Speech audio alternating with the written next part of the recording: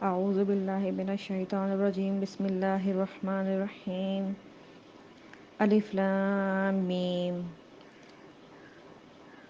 ذالک الکتاب لا ریب فیہ ھدی للمتقین الذین یؤمنون بالغیب ویقیمون الصلاة ومما رزقناہم ینفقون والذین یؤمنون بما انزل الیک وما انزل من قبلک وبالآخرة هم یوقنون اولئک علی ھدی من ربہم واولئک هم المفلحون ان الذین کفروا سواء علیہم اانذرتهم ام لم تنذرهم لا یؤمنون ختم اللہ علی قلوبہم وعلی سمعہم وعلی ابصارہم غشاوۃ ولہم عذاب عظیم۔ ترجمہ: اس کتاب میں کوئی شک نہیں، راہ بتلاتی ہے ڈرنے والوں کو جو کہ یقین کرتے ہیں بے دیکھی چیزوں کا اور قائم رکھتے ہیں نماز کو، اور جو ہم نے روزی دی ان کو اس میں سے خرچ کرتے ہیں۔ اب وہ لوگ جو ایمان لائے اس پر کہ جو کچھ نازل ہوا تیری طرف اور اس پر کہ جو کچھ نازل ہوا تجھ سے پہلے، اور آخرت کو وہ یقین جانتے ہیں۔ وہی لوگ ہیں ہدایت پر اپنے پروردگار کی طرف سے، اور وہی مراد کو پہنچنے والے۔ بے شک جو لوگ کافر ہو چکے برابر ہے ان کو تو ڈرائے یا نہ ڈرائے وہ ایمان نہ لائیں گے۔ مہر کر دی اللہ نے ان کے دلوں پر اور ان کے کانوں پر اور ان کی آنکھوں پر، پردہ ہے ان کے لیے بڑا عذاب ہے۔ اب ترجمے میں سب سے پہلے ہے الف لام میم۔ الف لام میم ان حروف کو حروف مقطعات کہتے ہیں۔ ان کی اصل معنی اللہ اور اس کے رسول کے علاوہ کوئی نہیں جانتا، اور یہ بندوں تک ایک بھید ہے، یعنی ہمیشہ کے لیے یہاں تک یہ رسائی ممکن نہیں، ہمیشہ کے لیے اس کے معنی کو چھپا دیا گیا ہے، اس کے معنی کوئی نہیں جانتا، تو یہاں تک رسائی ممکن نہیں ہے۔ اس کے بعد ہے اس کتاب میں کچھ شک نہیں، وہ راہ بتلاتی ہے ڈرنے والوں کو۔ اب ڈرنے والوں سے مراد وہ لوگ جو ایمان لے کر آئے، دیکھے اندیکھی چیزوں پر، قائم کرتے ہیں نماز کو۔ تو اب جو کتاب ہے، یہ اللہ تعالیٰ کا جو کتاب ہے، یہ راستہ بتلاتی ہے ان لوگوں کو جو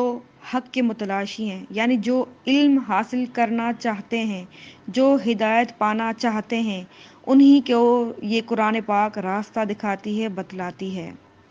اور جو اللہ تعالیٰ سے ڈرتے ہیں ان کے لیے اس کتاب میں ہدایت ہے، راستہ ہے۔ اور جو لوگ اللہ تعالیٰ سے نہیں ڈرتے، یعنی دوسرے جو لوگ ہیں جو نافرمان ہیں، جن کے دل میں خوف خدا ہی نہیں، تو پھر اس کو اطاعت کی کوئی فکر نہیں ہوتی اور وہ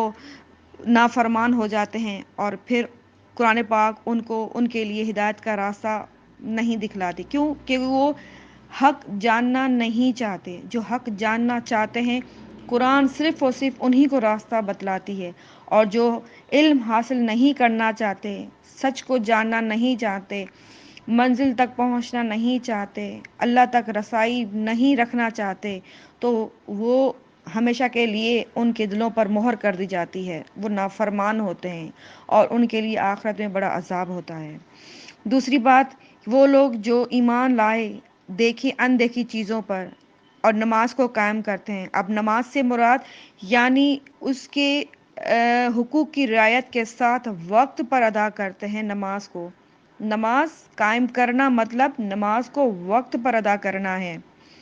اس کے بعد جو ایمان لائے اس پر جو کچھ ہے، جو کچھ نازل ہوا تیری طرف۔ اب ان آیتوں سے مراد اہل مکہ یعنی مشرکین ہیں، جو لوگ ایمان لے کر آئے تھے، یعنی جو نبی صلی اللہ علیہ وسلم کے ساتھ ان کے حق کے راستوں میں ساتھ انہوں نے ساتھ دیا آپ صلی اللہ علیہ وسلم کا، اور وہ ایمان لے کر آئے۔ تو یہاں پر مراد ہے مشرکین مکہ، جو لوگ ایمان لے کر آئے اور وہ کیا کرتے ہیں، نماز قائم کرتے ہیں، اور اللہ نے جو ان کو روزی دی ہے اس میں سے خرچ کرتے ہیں۔ یہ ان کی صفات بیان کی جا رہی ہے۔ اور وہ جو لوگ ایمان لائے اس پر جو کچھ نازل ہوا تیری طرف، یعنی قرآن پاک، اور جو کچھ آپ صلی اللہ علیہ وسلم نے ان کو راستہ دکھایا، بتلایا، جو کچھ سمجھایا، ان سب پر جو کچھ نازل ہوا وہ سب پر ایمان لے کر آئے۔ اب دوسری اس آیت میں ہے کہ جو کچھ نازل ہوا تجھ سے پہلے، اب تجھ سے پہلے سے مراد نبی پاک صلی اللہ علیہ وسلم سے پہلے جتنے قرآن مجید سے پہلے جتنے صحیفے نازل ہوئے یا تورات زبور انجیل یعنی جو کتابیں نازل ہوئیں، یعنی یہاں مراد ہے یہود اور نصارہ، ٹھیک ہے۔ تو اس آیت میں ان کا بیان ہے جو اہل کتاب یعنی یہود و نصارہ ہیں، وہ لوگ جو آپ کے ساتھ تھے وہ سب مشرف باسلام ہوئے، ان سب کی صفات کو بیان کیا گیا ہے۔ دوسرا آگے وہی لوگ ہیں ہدایت پر اپنے پروردگار کی طرف سے، وہی یعنی ان کی صفات کو اور ان کی فضیلت کو بیان کیا گیا ہے جو نبی پاک صلی اللہ علیہ وسلم کے ساتھ تھے، وہ ایمان لے کر آئے۔ اب وہی لوگ ہیں جو مراد کو پہنچنے والے ہیں، یعنی ان کے لیے اللہ تعالیٰ کے ہاں بہت اجر ہے، بہت اجر ہے ان کے ہاں، اللہ کے ہاں ان کے ہاں بہت اجر ہے، وہ مراد کو پہنچنے والے ہیں۔ آگے کفاروں کی حالات کو بیان کیا جا رہا ہے، کفار یہاں ان آیتوں میں اب کفار کو بیان کیا جا رہا ہے کہ جو لوگ کافر ہو چکے ہیں برابر ہے ان کو تو ڈرائے یا نہ ڈرائے، یعنی یہاں پر مراد ہے جیسے ابو جہل ہے، ابو لہب ہے، یہ آپ صلی اللہ علیہ وسلم کے ساتھ تھے، یعنی آپ صلی اللہ علیہ وسلم کے چچا تھے، آپ صلی اللہ علیہ وسلم سے ان کی صحبت میں رہ کر اسلام قبول کرنا چاہتے تو کر سکتے تھے، مگر انہوں نے ایسا نہیں کیا کیونکہ ان کے دلوں پر مہر لگ چکی ہے، اور آپ انہیں ڈرائیں یا نہ ڈرائیں وہ لوگ ایمان نہیں لے کر آئیں گے، یعنی وہ کافر لوگ ہیں جو دولت ایمان سے ہمیشہ ہمیشہ کے لیے محروم کر دیے گئے ہیں، ٹھیک ہے۔ تو یعنی مہر کر دی گئی ہے، یعنی ان کے دلوں پر، یعنی سچی بات کی طرف متوجہ آپ کرنا چاہیں تو بھی یہ نہیں کر پائیں گے کیونکہ اللہ نے ان پہ دلوں پر مہر لگا دی ہے اور ان کی آنکھوں پر بھی پردہ ہے، یعنی آپ انہیں حق دکھانا چاہیں گے مگر یہ رائے حق کو نہیں دیکھتے، ٹھیک ہے۔ تو یہاں تک ہے کفاروں کا بیان۔ اب اس کے بعد جو ہے منافقین کا حال بیان کیا جائے گا اگلے والے رکوع میں، اس سے دوسرے رکوع میں۔